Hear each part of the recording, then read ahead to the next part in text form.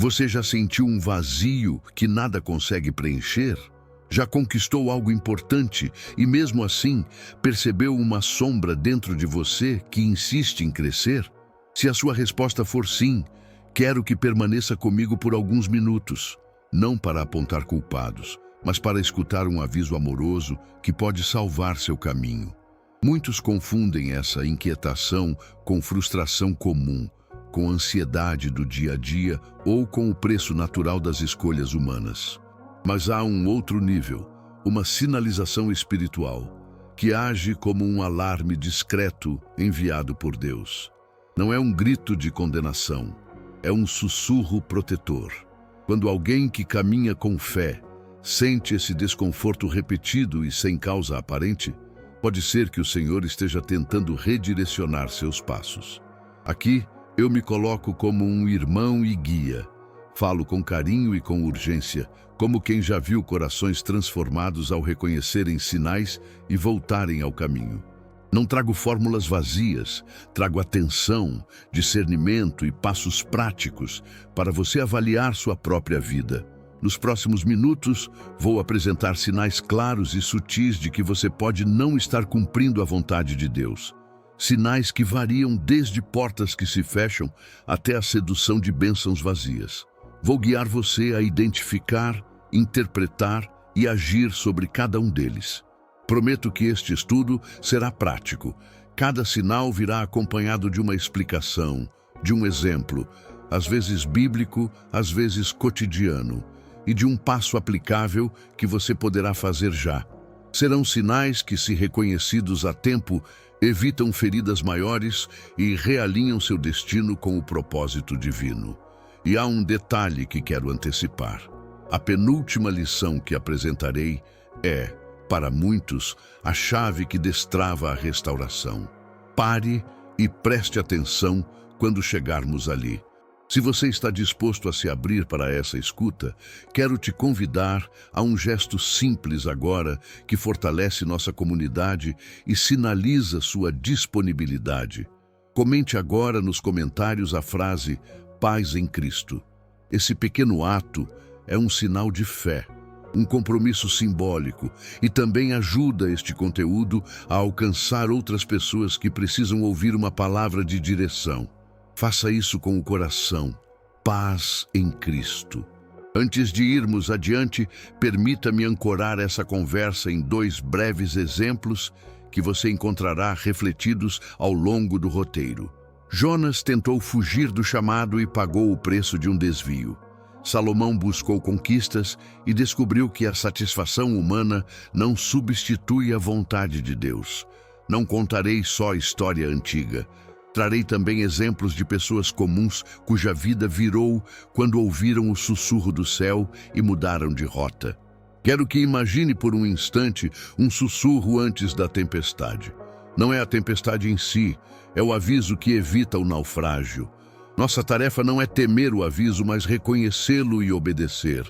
A sensibilidade para perceber esses sinais se treina com humildade, oração e disciplina.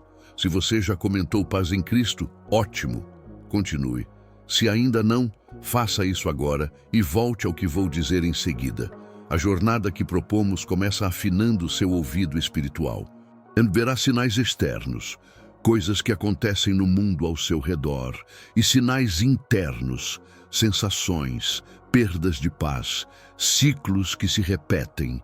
Iremos do mais visível ao mais íntimo, como quem caminha do vento até o fogo no centro do altar. Em cada etapa, darei perguntas simples para você se avaliar e passos práticos para começar a agir. Agora, respire fundo por 3 vezes, como quem prepara o coração para escutar. Feche os olhos por 10 segundos se puder e peça a Deus clareza para entender o que Ele quer revelar. Em silêncio, abra-se para a possibilidade de que aquele desconforto que você carrega é um chamado para voltar ao caminho certo. Em seguida, vamos entrar nos sinais, começando pelo que aparece nas portas que se fecham ao seu redor. Se você já escreveu Paz em Cristo nos comentários, isso mostra que seu coração está, ao menos agora, aberto para escutar. Não é um ritual vazio. É um gesto de entrega que prepara o terreno interior para receber clareza. Antes de avançarmos aos sinais propriamente ditos, precisamos acertar alguns conceitos e combinar uma linguagem comum para que você saiba exatamente como distinguir uma simples dificuldade humana de um alerta espiritual. Quando digo sinal de desvio, falo de algo que se repete e que traz consigo uma perda de paz ou uma sensação persistente de desalinhamento. Nem todo sofrimento é sinal, nem toda frustração tem origem espiritual. A diferença está em critérios que podemos observar. Persistência, o sinal volta sempre. Intensidade desproporcional, parece maior do que a situação justificaria. Repetição em diferentes áreas da vida, trabalho, relacionamento, oração, e uma perda de paz que não se resolve com conselhos sábios ou descanso. Esses critérios não são regras infalíveis, mas indicadores que ajudam a discernir a origem do problema. Ao longo deste vídeo, usarei uma linguagem direta e prática. Para cada sinal, você terá 3 coisas: uma descrição clara do que acontece, um exemplo para iluminar a experiência, às vezes bíblico, às vezes cotidiano, e, por fim, um passo prático que você poderá dar ainda nas próximas horas. Minha intenção é que você saia daqui não só informado, mas capaz de tomar uma medida concreta e espiritual para realinhar sua vida.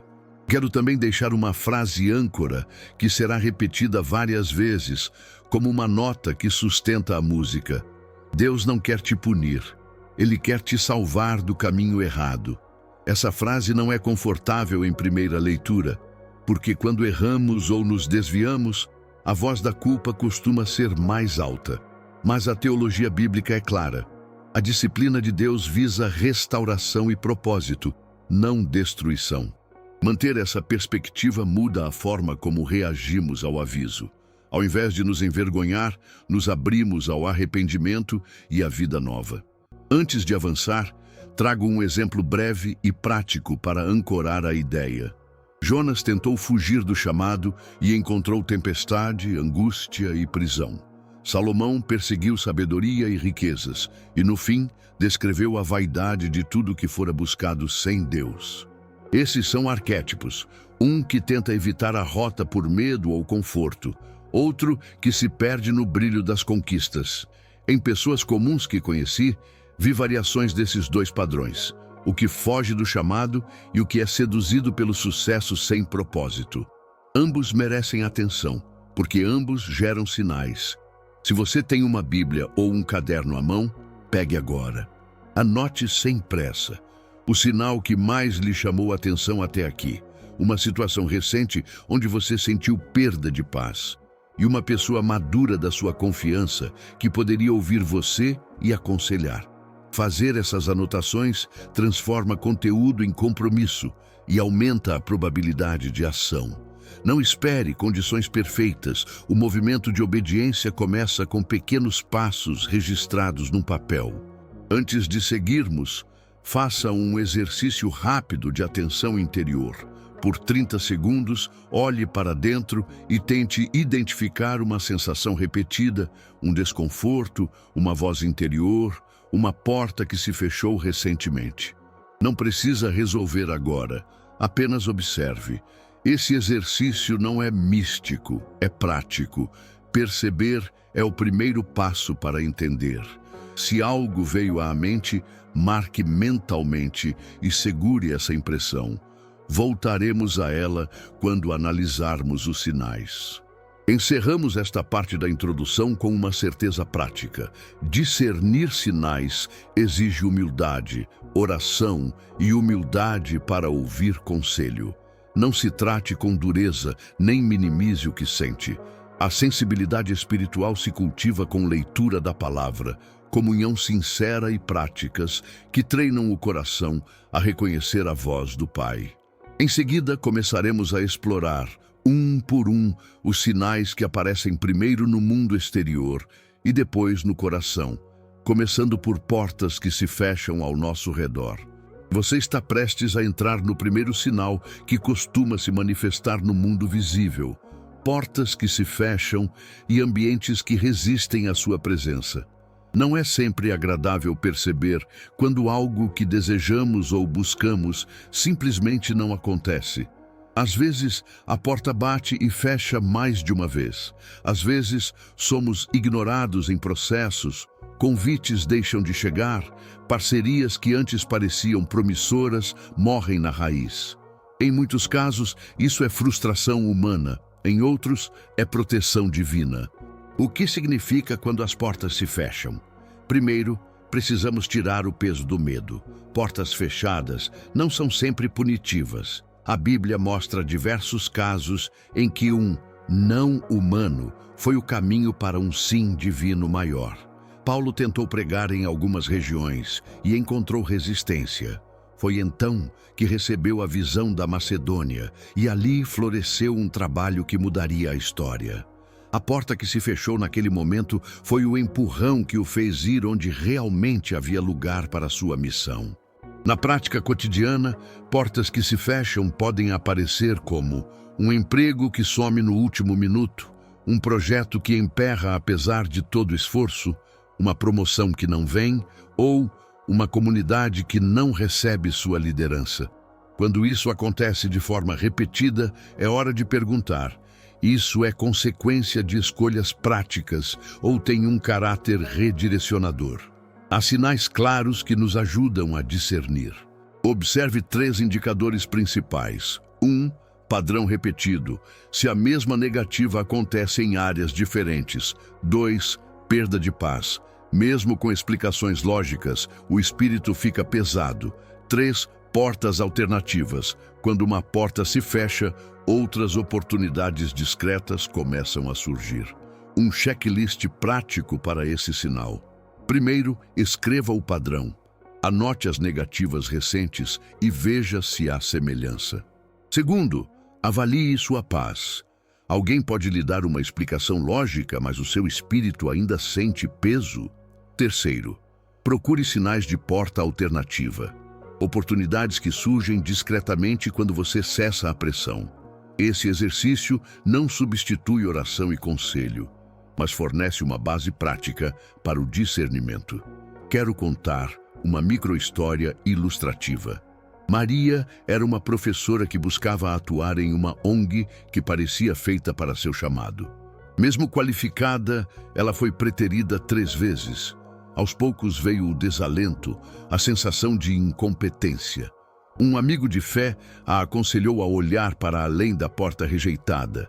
Surgiu então uma oportunidade em um bairro distante, com crianças carentes, onde ela acabou descobrindo dons pastorais e iniciando um projeto comunitário que transformou sua vocação e a vida de muitas famílias. O que parecia perda foi, na verdade, redirecionamento. No aspecto teológico, há 2 pontos importantes a ressaltar. Primeiro, a soberania de Deus trabalha mesmo nos nãos humanos. Ele pode orquestrar fechamentos para encaminhar você a um propósito maior. Segundo, isso não nos livra da responsabilidade. Portas podem fechar por nossas escolhas negativas, falta de preparo, orgulho, decisões impensadas. Discernir exige humildade para olhar a nós mesmos e coragem para corrigir o que for necessário. Quando a porta se fecha, não corra imediatamente para forçar a entrada. Faça 3 coisas primeiro. Ore com honestidade, peça conselho a alguém maduro e procure sinais de redirecionamento prático. A comunidade de fé tem papel essencial aqui. Um conselho sábio muitas vezes enxerga possibilidades que a pressa do coração não vê. Não se feche no ressentimento. Veja a disciplina como tutor que busca sua formação.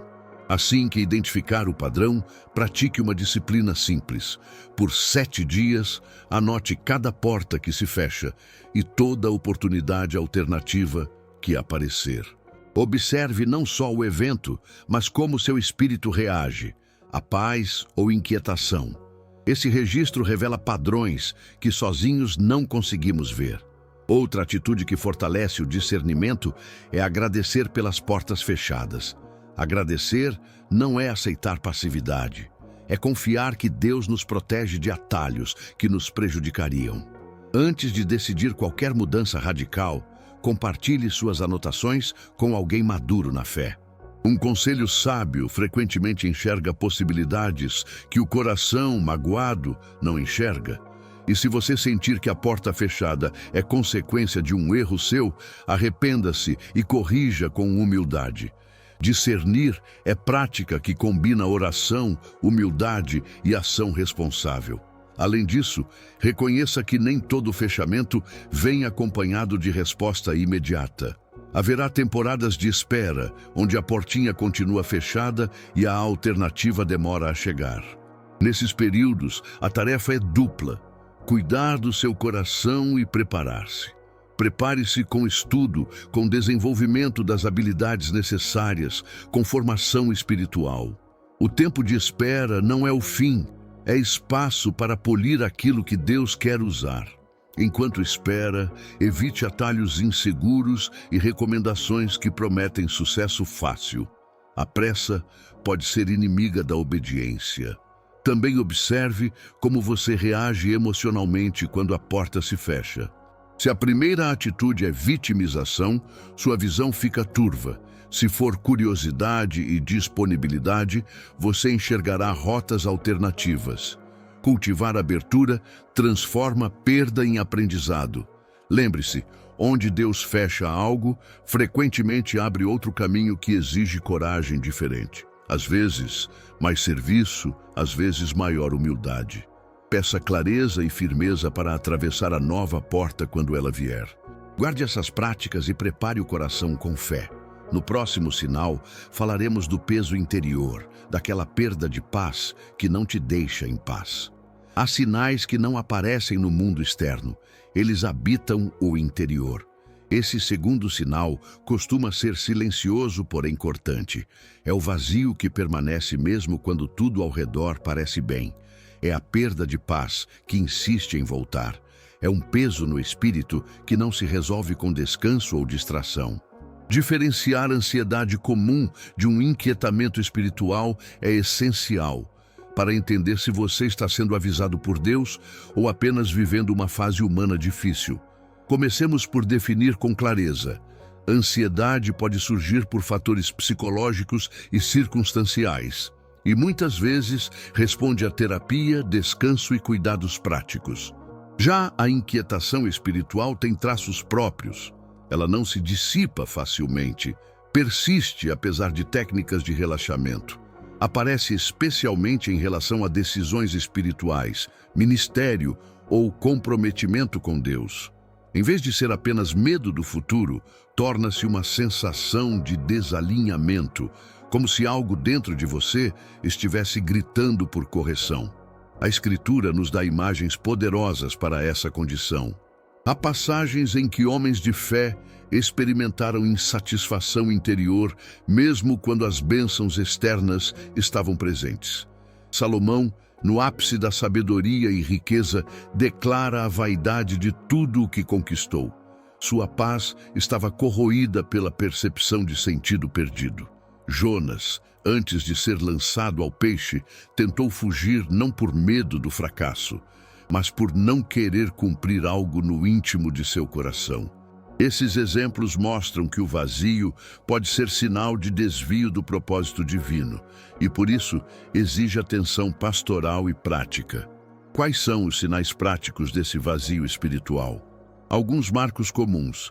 A perda de fome pela palavra, quando a leitura bíblica se torna seca e sem sabor. Orações que soam mecânicas como tarefas a cumprir. A sensação de que a adoração não produz calor no peito, prazer em atividades que não trazem crescimento espiritual e uma sensação constante de não ser este o lugar, mesmo quando os resultados externos são positivos. Esses sintomas, quando se instalam, pedem mais do que autoajuda. Pedem retorno à base espiritual. Para ajudar você a discernir, proponho um exercício prático e direto que pode ser feito agora mesmo ou ainda hoje. Pegue um papel e responda, com honestidade, as 3 perguntas seguintes. 1. Em que momento recente sentiu uma perda de paz, que não passou com descanso ou conselhos? 2. Que atividade antes me alimentava espiritualmente e agora me deixa indiferente? 3. Se eu pudesse aterrar minha maior insatisfação em uma palavra, qual seria? Escrever respostas simples a essas perguntas já ilumina padrões. A escrita transforma a sensação em dados com os quais podemos trabalhar. Quando o peso persiste, sugiro 3 respostas espirituais imediatas e adequadas: confissão sincera, retorno à prática da palavra e tempo de oração focada. Confissão limpa o solo da alma. Não é só admitir erros, é desfazer prioridades invertidas. Retornar à palavra com humildade, não só leitura informal, mas estudo e meditação, reconecta o coração ao fundamento. E orar com intenção, talvez com jejum curto, demonstra que você está disposto a ouvir e a obedecer. Essas práticas são ferramentas testadas na vida dos fiéis para restaurar sensibilidade. Há também uma dimensão comunitária que não pode ser negligenciada. O vazio muitas vezes cresce no isolamento. Compartilhar com um irmão ou mentor maduro permite ver pontos cegos no próprio olhar. Alguém que anda próximo de Deus pode, pela sabedoria e pelo discernimento, apontar áreas que precisam de ajuste. Orgulho disfarçado de independência, rancor velado, medo de mudança. Não subestime o poder de um conselho sincero. A restauração frequentemente começa em uma palavra amiga dita no tempo certo. Tomo a liberdade de sugerir práticas disciplinares concretas para as próximas 72 horas, que funcionam como primeiros passos. Primeiro dia, descanso e escritura. Dedique 1 hora à leitura devocional profunda, escolhendo um salmo ou um trecho que fale de restauração. Escreva o que a leitura provoca no seu peito. Segundo dia, oração e silêncio. Reserve um período para jejum parcial ou jejum de mídias sociais, buscando ouvir em silêncio. Terceiro dia, confissão e orientação. Procure alguém de confiança e partilhe o que escreveu. Peça oração e conselhos práticos. Essas ações combinam interioridade e responsabilidade comunitária. Em termos teológicos, lembre-se, Deus não desaparece quando você se distancia. Muitas vezes, Ele respeita nossa liberdade até que reconheçamos o desvio. O silêncio que segue a distância não é necessariamente abandono, mas convite para voltar. A disciplina do Pai tem rosto de cura mais do que de reprovação. Ao nos voltarmos com humildade, Ele age para restaurar a paz perdida e para nos colocar novamente no caminho do serviço e da vocação. Finalmente, considere a rotina espiritual como um campo que precisa ser cultivado diariamente. Práticas como leitura bíblica sistemática, oração matinal, jejum sazonal e comunhão regular criam sensibilidade para perceber quando algo não está certo. Essas disciplinas não garantem ausência de crise, mas tornam o irmão ou irmã mais apto a interpretar avisos e agir com sabedoria.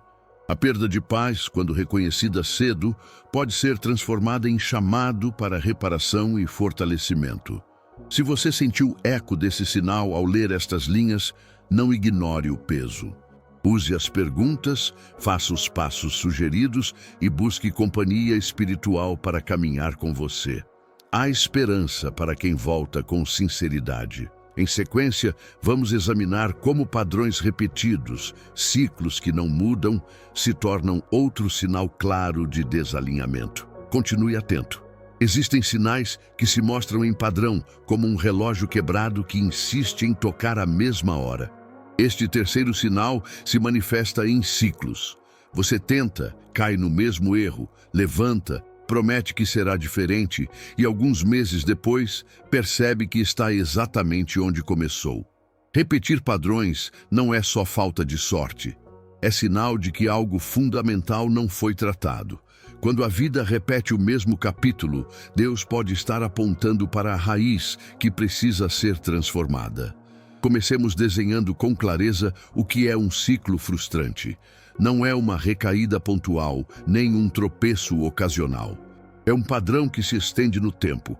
Os mesmos relacionamentos tóxicos reaparecem, os mesmos pecados se repetem, as mesmas decisões erradas conduzem aos mesmos resultados. Os projetos fracassam pelas mesmas causas. Esse círculo vicioso corrói esperança, força e fé. O retrato bíblico é dramático. O povo de Israel, que circulou pelo deserto por 40 anos, representa bem a imagem de movimento sem progresso. Muita energia gasta, pouco avanço espiritual. O aviso é claro: movimentação sem mudança de direção não produz destino novo. Para identificar se você está preso a um ciclo, observe 3 indicadores práticos. Primeiro, a semelhança nas circunstâncias. As pessoas, as escolhas e os resultados tendem a repetir-se com variações mínimas. Segundo, a previsibilidade do fracasso. Você percebe que poderia escrever o final antes mesmo de começar.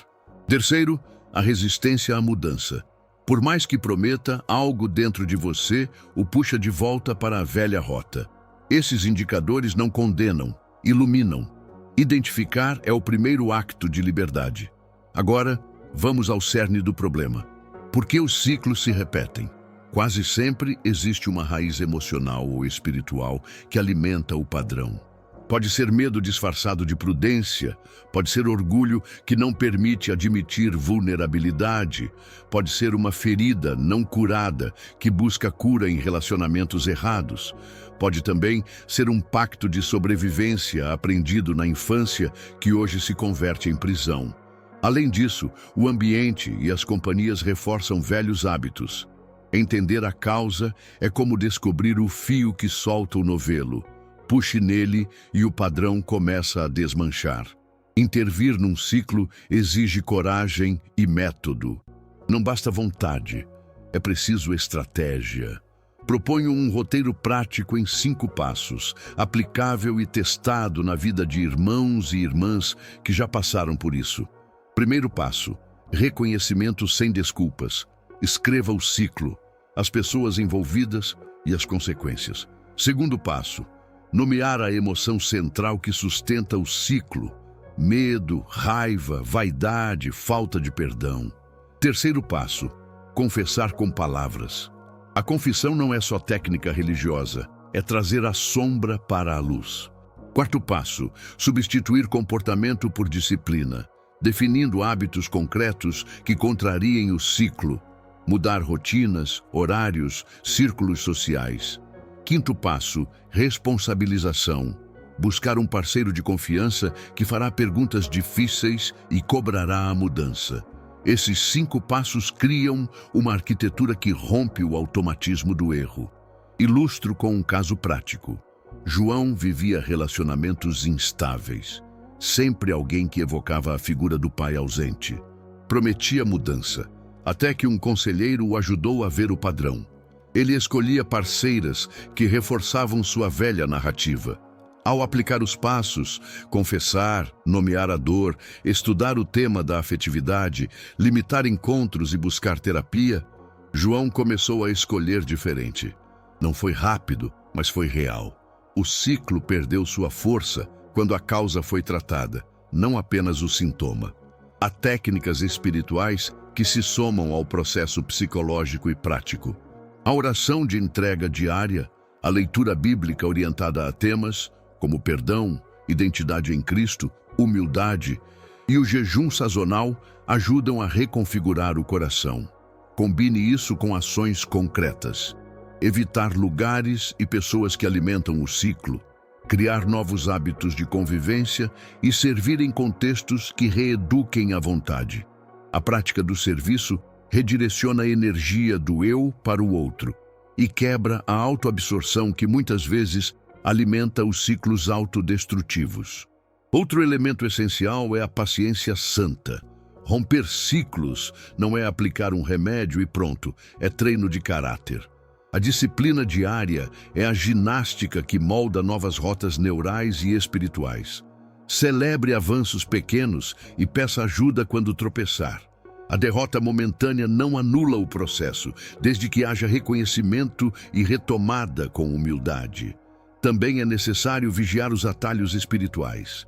Muitas vezes queremos uma solução mágica, um jejum extremo, um método revelador, uma fórmula rápida.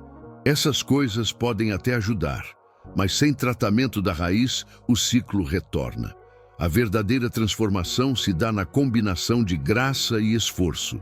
Graça que capacita e esforço que obedece. Seja fiel ao processo. Finalmente, quando o ciclo é institucional, por exemplo, padrões familiares que se repetem entre gerações, a intervenção pode requerer medidas mais intensas: terapia familiar, reconstrução de limites, reestruturação de prioridades financeiras e ocupacionais. Não tenha vergonha de buscar ajuda profissional quando necessário. Cura integral envolve mente, corpo e espírito. Se você reconheceu um ciclo em sua vida, não se desanime. O primeiro ato de coragem é admitir que algo precisa mudar. Use os passos práticos. Escreva, nomeie, confesse, substitua, responsabilize. Peça à comunidade para orar e caminhar com você. A liberdade que vem depois do rompimento é fruto de disciplina, oração e verdade. No próximo bloco, vamos aprofundar um sinal ainda mais delicado: o silêncio de Deus. Quando a palavra parece rarefeita e o coração precisa de reavaliação. Há momentos na vida espiritual em que o Senhor parece calar-se. Não é um silêncio punitivo necessariamente, mas um sinal que incomoda. A palavra perde sabor, a oração fica mecânica e a comunhão parece distante. Esse quarto sinal é delicado porque não se manifesta em eventos óbvios. Instala-se como uma secura interior que corrói a sensibilidade e anuncia que algo precisa ser revisto. Reconhecer esse silêncio é urgente, porque se ignorado, pode evoluir para afastamento mais profundo. Primeiro, precisamos distinguir tipos de silêncio. Há silêncios provocados por fadiga, estresse ou transtornos emocionais, e esses respondem a cuidados humanos: descanso, terapia, tempo com família. Mas há um silêncio que brota quando o coração se afastou de práticas fundamentais, quando a rotina espiritual foi substituída por conveniências, quando a prioridade passou a ser conforto, quando decisões de desobediência foram tomadas e não confessadas. Esse silêncio tem um sabor particular. Não traz paz, traz vazio, não traz criatividade, traz apatia. A Bíblia apresenta exemplos de pessoas que experimentaram secura espiritual por escolhas e distanciamento. Saul, por exemplo, em certo momento, não recebeu respostas de Deus e procurou outros meios. Essa ausência tinha raízes na desobediência de seu coração. Em contraste, personagens que retornaram com humildade ouviram a restauração. A teologia clássica fala que o silêncio divino pode ser disciplina ou convite para a conversão, ambos com finalidade restauradora. Portanto, o silêncio é um espelho. O que ele reflete em você? Como reconhecer esse sinal na prática? Alguns indicadores são repetidos em vidas reais. A leitura da Bíblia, que antes era alimento, agora é obrigação.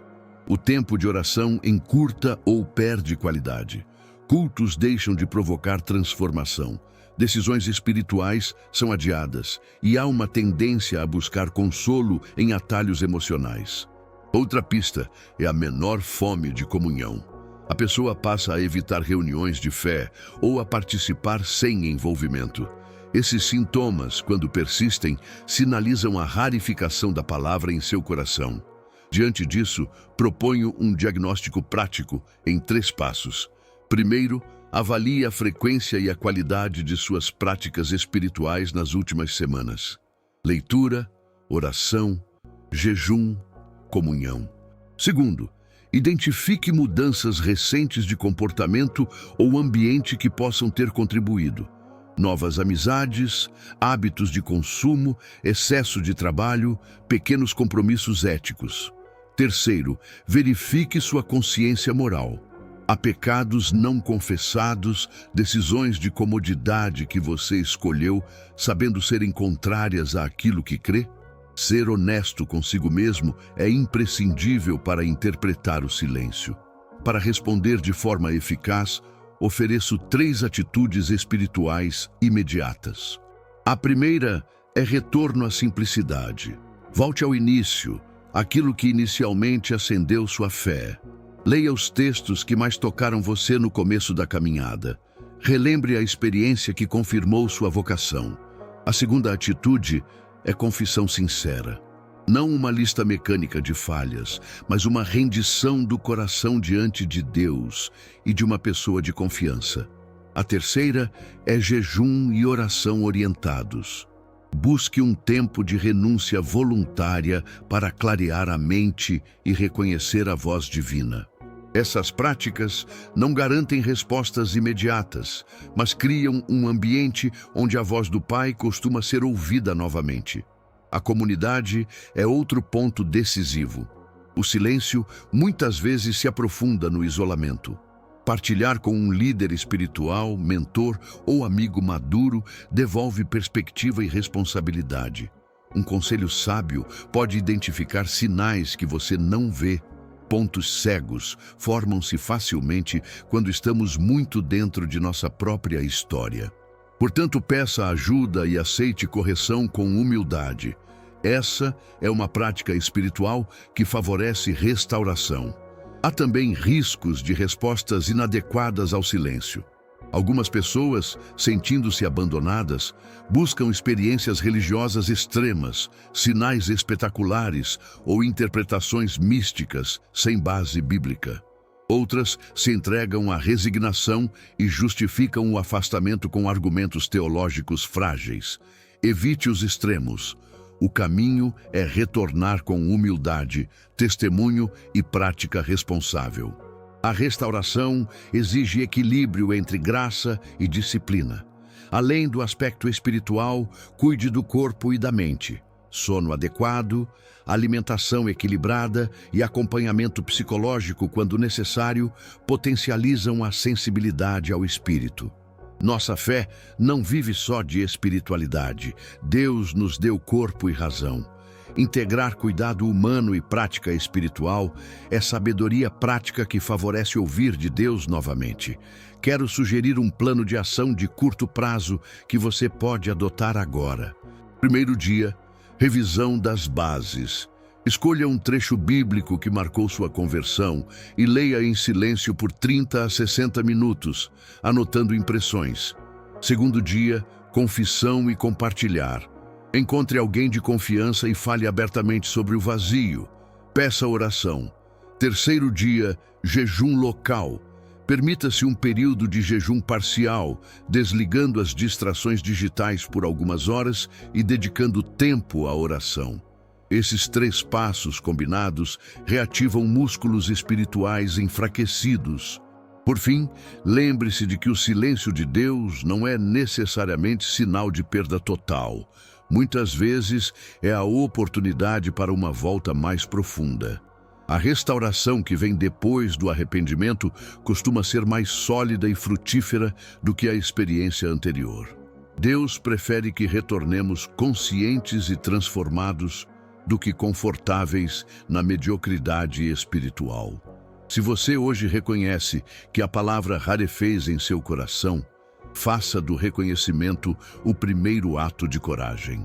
Volte com humildade e disciplina e permita que o Pai reponha o sabor da sua presença. No próximo bloco, vamos tratar de um sinal que, embora pareça uma bênção, pode revelar que estamos fora da rota. A prosperidade que não enche a alma. Cuidado com tudo dá certo e a ilusão da aprovação. Existe uma armadilha espiritual muito sutil. Tudo começa a dar certo.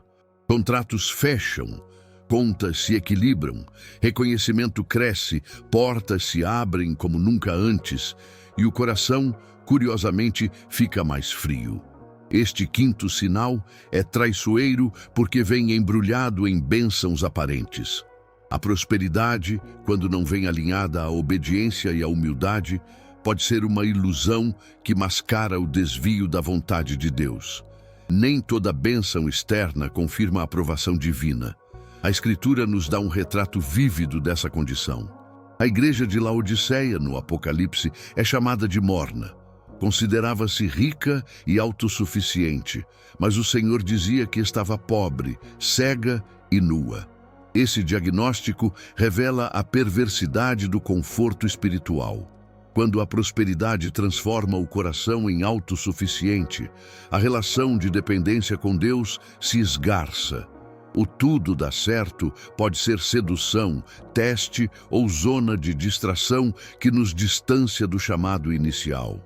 Como identificar se suas bênçãos são confirmação ou distração? Há sinais práticos que emergem quando o sucesso não vem acompanhado de crescimento espiritual. Primeiro, diminuição da fome pela palavra e pela presença. A rotina espiritual vira checklist. Segundo, menor necessidade de conselho. Decisões passam a ser tomadas isoladamente, confiando mais na própria capacidade. Terceiro, orgulho e autojustificação. Tende-se a explicar o sucesso como fruto exclusivamente do esforço pessoal. Quarto, uso das bênçãos para autopromoção em vez de serviço e sacrifício. Esses sintomas, quando persistem, indicam que a prosperidade está corroendo o alicerce espiritual. Há também sinais emocionais. A pessoa que prospera fora da vontade tende a isolar-se, a buscar conforto em círculos que apenas endossam seu comportamento, a evitar crítica e a escolher ambientes que amplificam a vaidade. Moralmente, pode haver tolerância com pequenas concessões éticas que antes seriam rejeitadas. Espiritualmente, a capacidade de ouvir correção diminui. Conselhos que antes eram recebidos com humildade, agora irritam. No fundo, a prosperidade pode construir um castelo de segurança sobre um solo frágil. Para discernir com clareza, proponho 3 perguntas de checagem que você pode usar como teste imediato. 1. Minhas bênçãos diminuíram minha dependência de oração? 2. Minha agenda agora prioriza conforto pessoal em vez de serviço? 3. As pessoas em quem confio me apontam com frequência para humildade ou para autopromoção? Responder honestamente já aponta direções de trabalho espiritual. Quando percebemos esse sinal, a rota de retorno exige renúncia e reorientação. Renúncia porque, frequentemente, é preciso abrir mão de privilégios e de certa autonomia que a prosperidade oferece. Reorientação, porque é necessário redirecionar frutos e recursos para a missão que Deus colocou em seu coração. Práticas concretas funcionam. Destinar uma parte das bênçãos para servir aos pobres. Usar influência para promover justiça. Prestar contas regularmente a lideranças espirituais. Estabelecer limites na exposição pública e praticar anonimato em atos de generosidade. Essas atitudes testam se a prosperidade é instrumento ou obstáculo para o reino. Um passo prático e espiritual essencial é a revisão intencional dos motivos. Pergunte-se: por que eu quero isso? Para que uso meu tempo livre? Para quem eu trabalho? A introspecção ética e a transparência com um mentor ajudam a descobrir motivações ocultas. Outra abordagem é o compromisso de investimento missionário.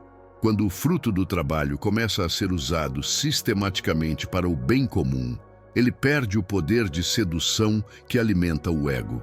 A tentação do sucesso também pode ser combatida pela prática regular de gratidão e lembrança das raízes.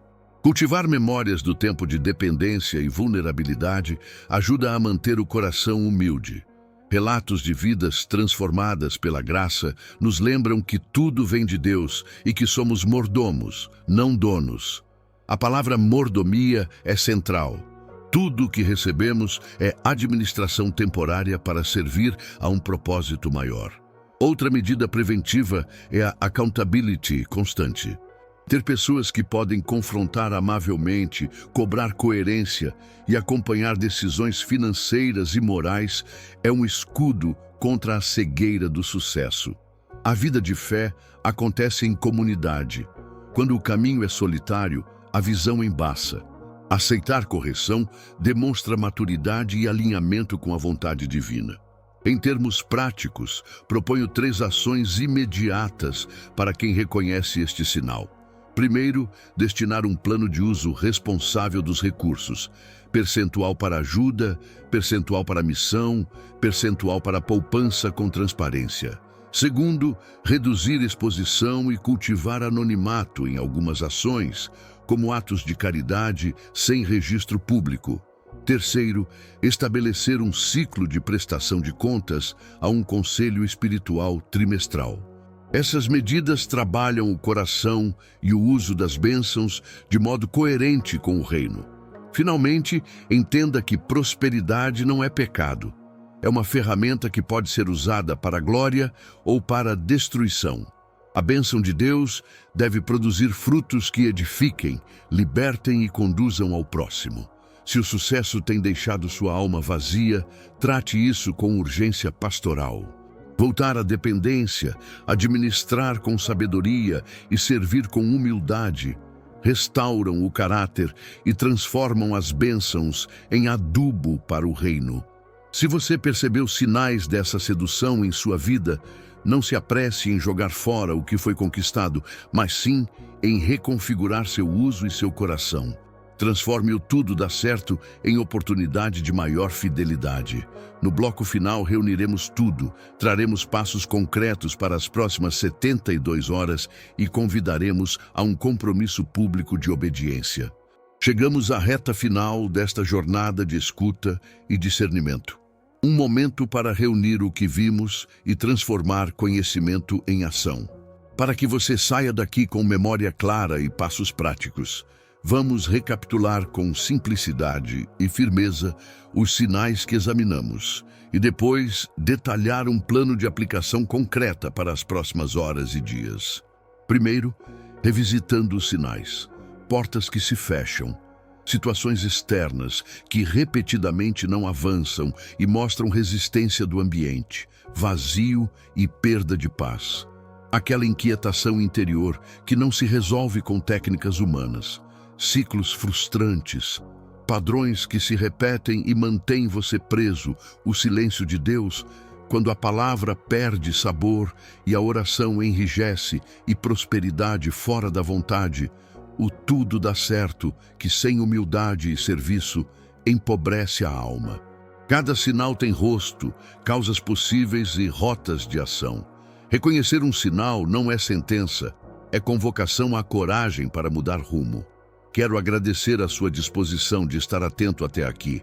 Permanecer e escutar é um ato de fé prático. Muitas pessoas preferem justificar ou evitar o desconforto. Você escolheu permanecer. Esse gesto já sinaliza a abertura para a restauração. Deus usa corações que decidem se recompor. Não porque são perfeitos, mas porque se dispõem a buscar a verdade e a obedecer. A restauração começa no reconhecimento e se aperfeiçoa na prática diária.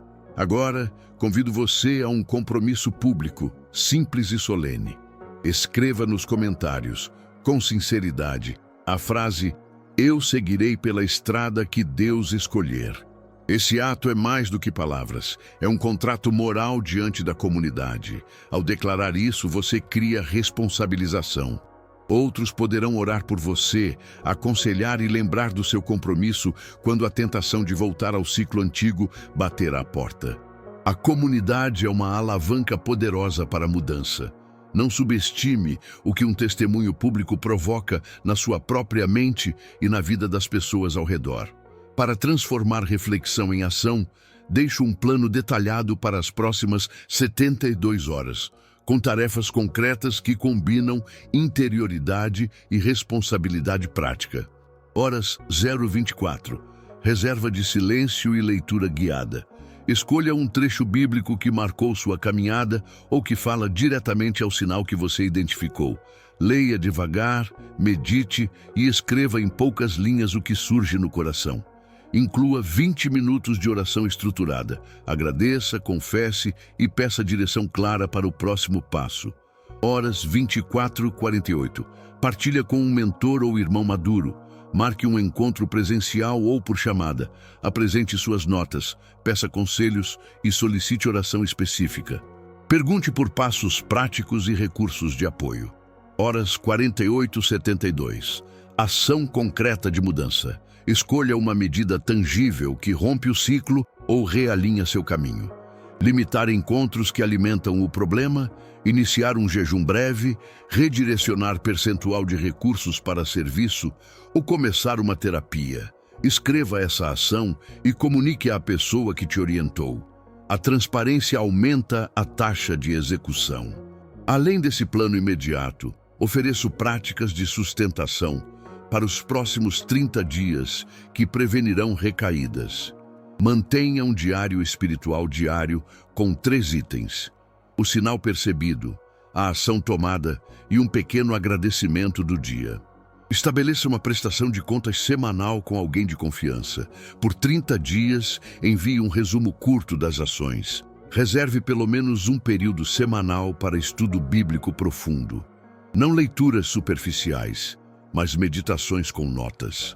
E se a situação for complexa, ciclos enraizados, traumas ou compulsões, busque ajuda profissional que integre fé e psicologia. Pedir ajuda é sabedoria, não fraqueza. Quero também propor medidas para que as bênçãos não se tornem armadilhas. Se você está em temporada de prosperidade, assuma um plano de mordomia responsável. Defina percentuais para generosidade, missão e poupança. Implemente prestação de contas a um conselho ou mentor e cultive práticas de anonimato em atos de caridade. Se já percebeu vaidade subindo ao peito, combine com alguém o desafio de reduzir a exposição pública por um tempo e dedicar mais horas ao serviço discreto e humilde. Essas ações modelam o coração. Antes de encerrar, proponho um breve exercício de silêncio guiado que você pode aplicar agora. Sente-se, respire profundamente 3 vezes, peça ao Pai que revele o sinal mais urgente, mantenha silêncio interno por 120 segundos e anote a primeira palavra ou impressão que vier. Não discuta com a intuição, registre. Esse pequeno ritual conecta percepção e compromisso e produz clareza surpreendente quando repetido diariamente pela primeira semana. Algumas orientações finais para evitar armadilhas. Não substitua prática por emoção. Não confunda sensação com prova. Não busque atalho religioso que promete solução imediata sem trabalho interior. A prática disciplinada e a comunidade são os pilares que sustentam o processo de realinhamento. Celebre progresso pequeno. Transformação profunda raramente é instantânea, mas é consistente. Aceite a paciência como companheira santa no caminho da mudança. Receba agora uma bênção breve e firme. Que a paz de Cristo volte a repousar no seu coração. Que a coragem para admitir e ajustar caminhos lhe seja concedida e que a graça sustente cada passo de retorno. Que a sua vida, quando alinhada à vontade do Pai, seja testemunho capaz de atrair outros ao caminho da verdade e do serviço. Lembre-se, Deus prefere um retorno humilde e inteiro a um legalismo confortável. Se este conteúdo foi útil, por favor, inscreva-se no canal se ainda não o fez, curta e compartilhe com uma pessoa que pode precisar desta palavra. Ative o sininho para não perder o próximo vídeo, onde falarei detalhadamente sobre como ouvir a voz de Deus na prática, com exercícios semanais e modelos de oração. Mais importante, declare seu compromisso agora nos comentários e peça à comunidade que o acompanhe em oração. Permaneça mais alguns minutos em silêncio e oração, se puder. Anote o próximo passo que você dará hoje mesmo. Que Deus lhe conceda clareza, coragem e a fidelidade necessária para andar pela estrada que Ele escolher.